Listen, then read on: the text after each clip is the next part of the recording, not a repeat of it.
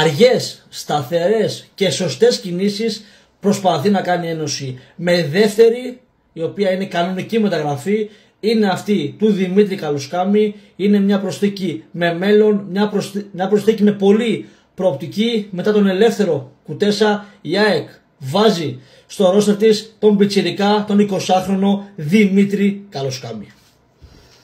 Από τον Μπάκου και φεύγει ο Καλοσκάμης. Με φοβερότητα τέτοια το 0-2. Καλοσκάμης τσίπησε μπάλα. Φοβερό γκολ! Φανταστικό γκολ για τον Καλοσκάμη. Ο Θανασίου εκτελεί στο δεύτερο δοκάρι 2-0. Ο Καλοσκάμης είναι ο σκόρερ. Μέσα στην περιοχή ο Βάρντα.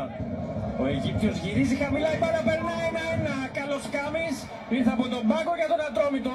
Στο δεύτερο λεπτό το καθυστερήσει. Όμορφες καλησπέρες καβλιάριδες μου.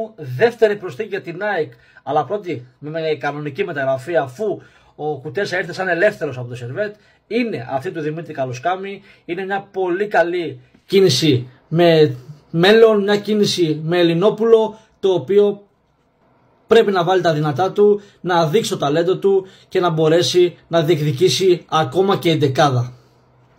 Ο Δημήτρης Καλοσκάμης δεν πήρε ποτέ την ευκαιρία από τον Παναθηναϊκό, ήταν στον Παναθηναϊκό Β, δεν πήρε την ευκαιρία στην πρώτη ομάδα και αποφάσισε να του δώσει αυτή την ευκαιρία ο Παύλο Γκαρσία, να τον εμπιστευτεί, να τον πάρει στον Ατρόμητο και από εκεί ο μικρός να ξεπεταχτεί, να μας δείξει κάποια πολύ καλά στοιχεία που έχει, όπως το γκολ που έβαλε με τον Αστέρα Τρίπολη στα play-off, να μας δείξει ότι έχει μέλλον, ότι με σωστή δουλειά μπορεί να γίνει ένας πολύ καλός ποδοσφαιριστής και φυσικά μπορεί να πετύχει. Τον είδε η ΑΕΚ, τον πίστεψε η ΑΕΚ, τον αγόρασε η ΑΕΚ με κανονική μεταγραφή. 1,1 εκατομμύρια δίνει η ΑΕΚ στον Ατρόμητο, ο οποίος Ατρόμητος είναι η πιο ακριβή πόλη στο Ατρομήτου βασικά, αυτή του Καλοσκάμη, παίρνοντας από την ΑΕΚ 1,1 εκατομμύρια.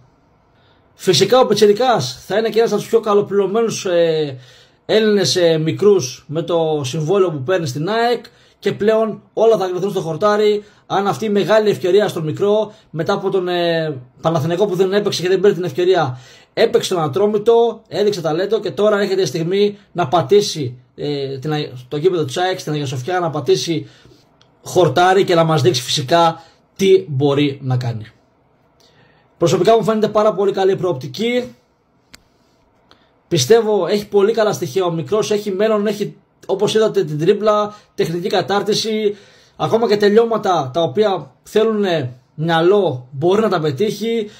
Από εκεί πέρα, μάγκες, εμείς θα το καλωσορίσουμε στην οικογένεια της ΑΕΚ. Καλώς όρισες πιτσιρικά, καλώς όρισες μικρέ. Ελπίζουμε τα καλύτερα, ελπίζουμε να δουλέψεις όσο το καλύτερο δυνατόν μπορείς στην Ολλανδία με τον Νίκολιτς και να μπορέσεις να μας δείξει πολλά πράγματα μέσα στο γήπεδο. Ήδη με μια χρονιά που έκανε στον Ατρόμητο η αξία του πήγε στα 300 χιλιάρικα, κατάφερε δηλαδή να κάνει καλά παιχνίδια στη Super League, έκανε συνολικά 20 και 5 και 3 τέρματα και φυσικά έκανε και 3 παιχνίδια στο Κύπελλο Ελλάδος. Με μια χρονιά δηλαδή στα 20 του κατάφερε να ανεβάσει αρκετά την αξία του. Ας ελπίσουμε στην ΑΕΚ να πείσει τον Νίκολιτς, ο οποίος δουλεύει με πιτσιρίκια, δουλεύει με μικρούς και να ανέβει η αξία το τέλος σεζόν και ακόμα και στο εκατομμύριο. Γιατί όχι. Εγώ τον πιστεύω και όπως και εγώ, έτσι και όλοι μας θέλουμε να πάρουν ευκαιρίες αυτά τα νέα παιδιά που φυσικά έχουν ταλέντο. Και τέλος να πούμε πριν κλείσουμε ότι ο Καλοσκάμης από το 2022 και μετά είναι στις μικρές της Εθνικής Ελλάδος, είναι δηλαδή στην Under 17 το 2022, μετά πήγε στην Under 19 και τώρα τελευταία παίζει στην Under 21. Να το ευχηθούμε τα καλύτερα, χωρίς τραυματισμούς και να μπορέσει να βοηθήσει την ΑΕΚ να πετύχει τους στόχους της. Φιλάκια πολλά, μάγκες, από τον Άγκο.